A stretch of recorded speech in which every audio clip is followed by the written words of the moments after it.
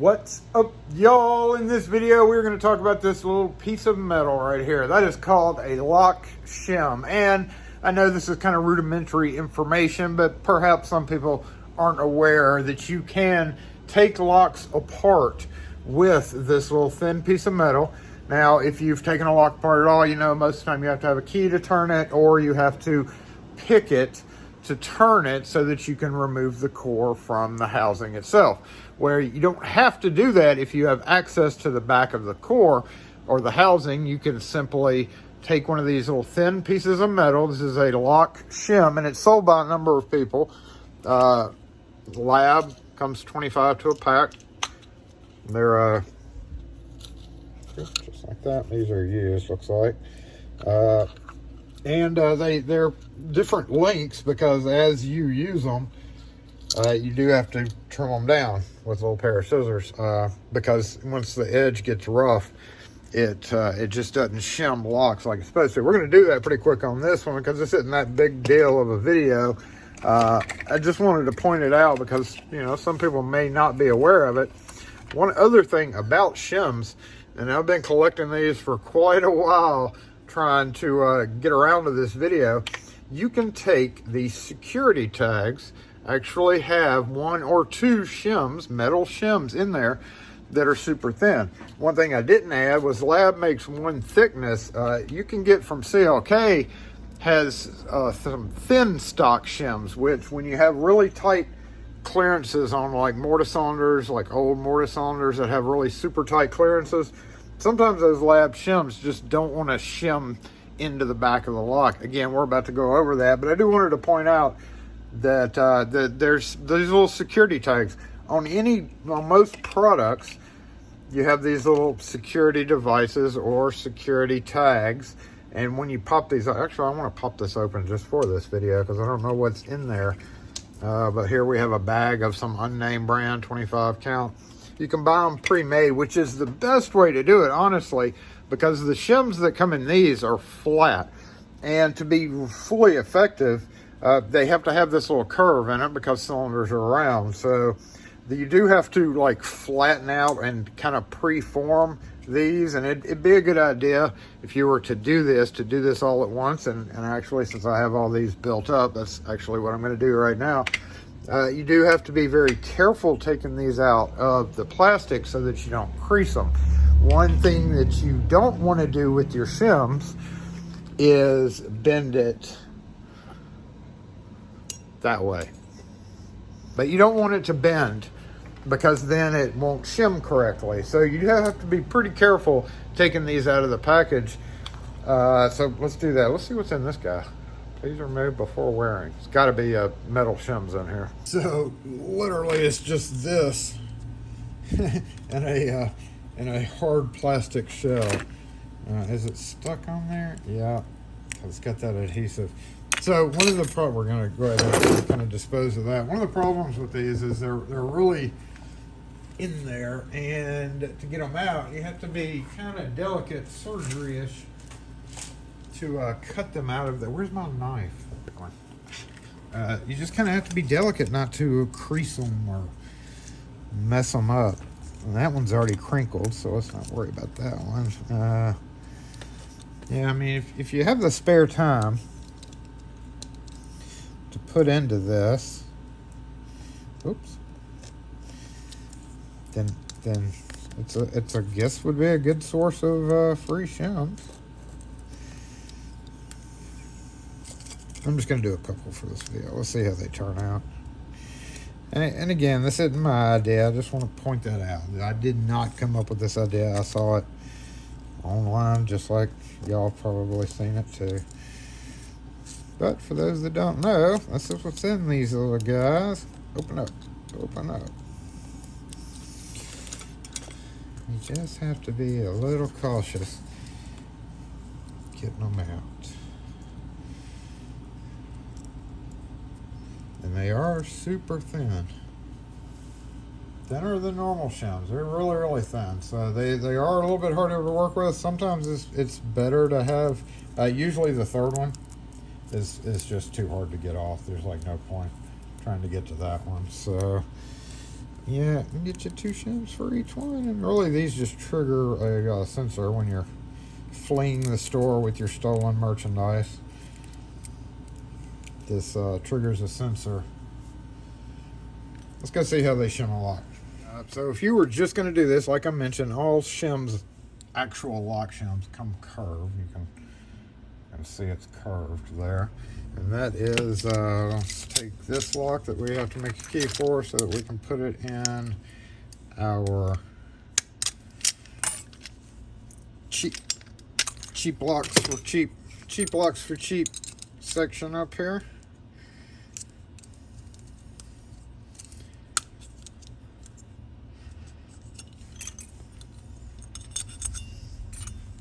All right, this will be good to point this out. You can dump this out if you had a key. Normally I never do that with these cylinders. I still just take them apart. You still have to shim it, but you wouldn't have to take this clip off if you wanted to utilize that sticker and just dump it, but I would never do that with these. So the process of shimming, here we go. We got the blank key, quick set. This is a quick set keyway. We're gonna insert it in there. Now you don't have to use a key for this. You can use a pick as well. And sometimes I'll grab a pick like this. And this is honestly way quicker than picking a lock. With picking a lock, no matter the lock, is a variable thing. It may be quick, it may not be quick.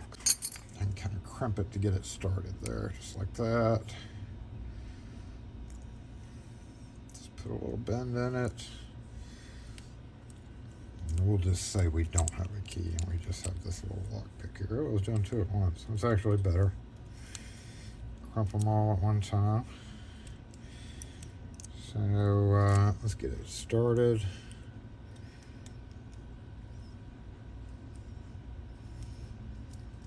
Yep.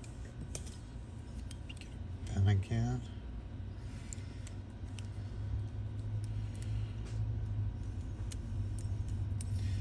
See, this would be where the already prepared shims would come in handy because you don't have to worry about kind of this part of it.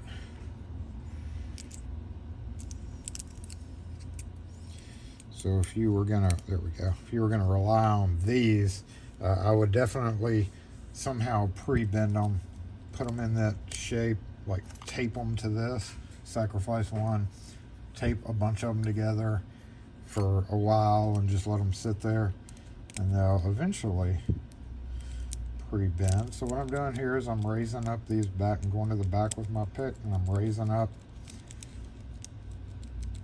just like that until I feel the separation right there. Now you could be grabbing the spring, so you do need to be wary of that, remembering how far between it is between each chamber. And sometimes it's easier with the pick. Most of the time I start with a key blank. Having blank keys to do this actually makes this way easier. The pick would be the second option there after the blank key didn't work. So here with the blank key, I'm going to pull it in and out using this hand. See how I'm kind of holding that? And here I'm pushing while I'm pulling in and out. In and out. On that fifth, I can feel it on the shim, and I just went past the fifth. See, the key won't go in anymore because now I've got that fifth chamber trapped. I can pull it out a little bit more, and then the shim went in. So now we're on the fourth chamber right here. Key won't go in anymore because the fourth chamber is trapped. So we're going to pull it out slowly. Another cut. It didn't, so I'm just going to kind of go in and out as I'm pushing in.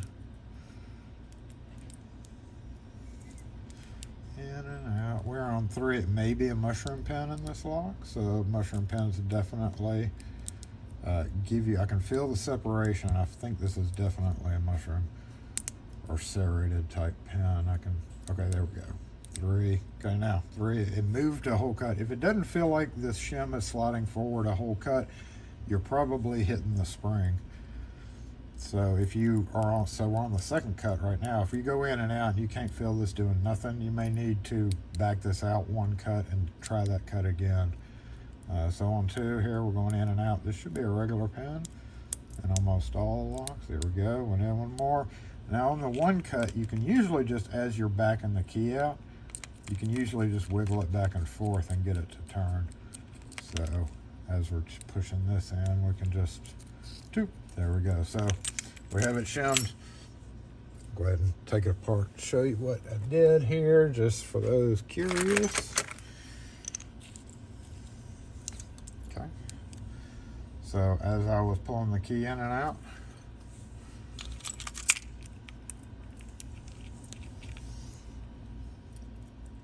slip in between. There's a top pin and a spring pushing down right there. So as I'm backing it out, I go over that, and then over that, in and out, just raising it up and down. And see how these pins have like a conical surface? It actually makes it a little bit easier to shim. All right, shims can come in handy after you rekey the lock if the lock has a weird cutout on the end right here, or if this gap was bigger and when you were trying to put it back together you felt like these top pins would fall down in and get caught. You can use your shim as basically a bridge to get past that. So basically what we're going to do, put our plug follower right there at the end, pull the shim out as far as we need it so that it rides over the gap just like that, and then start inserting the cylinder.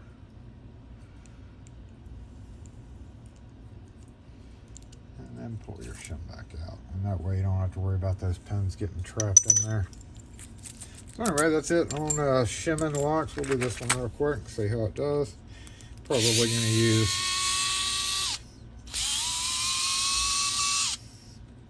a pre-made one for this. Let's give this guy a try. 25 pieces. I don't even know who made these. Most locksmiths will just order these already shimmed up, ready to go. It's a little too tedious for us to deal with flat shims like that. But if you were doing this as a DIY or whatever, then that would be, I don't know if this is 6-pin or 5-pin. Let's see. See how much easier that is going in. It feels like 6-pin, so here's where, say we didn't have a AR4 with us, we just had an AR1, so now we have to use this pick here. We're going to go to the very back and just use this to go up and down. It's a different feel for sure versus, okay, we just got past the 6-pin. Now we can keep doing this up and down. Okay, there's 5. Or we could switch to a key blank now because we got to the 5th position. So that would be 4. No security pins in this one more than likely, unless somebody put them in there. Old arrows didn't believe in that. Okay, where were we? We're on 4. So this may be a half and half type situation. Nope, now there goes 3, 2, and 1. It is painted up, so I don't know if we're going to turn real well or not. Oop, just like that. And with the shim still in there, you can just run it out and then remove your shim. Or leave it in there to bridge a gap that you may have. Look at that, it's construction keyed though. Fascinating. You don't see that too often. Old arrow. Alrighty y'all, that's it basically. Free shims, purchase shims. That would ideally be the way you do it, just purchase some shims. And the different thicknesses, Lab has one thickness and CLK sells 2 different thicknesses. It's good to buy one of each because those super thin shims are a little bit thicker than these, but they're already pre-curved. So if you were needing to pre-curve them, what I would do would be to take a stack of about 8 of these, however many you had saved up, and then like tape it down. The top piece is going to get adhesive on it, so it may be useless after that, so you do have to sacrifice one. But get a whole stack of them, tape it up, leave it for a couple of weeks, take it off, and you should have some pre-curved shims, make it a little bit easier to go in. One thing I do want to point out real quick is a shim trimming. So you see how it's kind of rough right there? Once you've shimmed a few locks, this kind of gets beat up. So to create a new surface, we're just gonna shim trim with a fine, sharp pair of scissors, and it gives us a fresh edge. That's why we have a bunch of half-used and different lengths of shims laying around. We got a little bit longer than normal, but that's typical for us. Shims video, if you have any questions or comments on that, post them in the comments section. Otherwise, we'll catch y'all next video.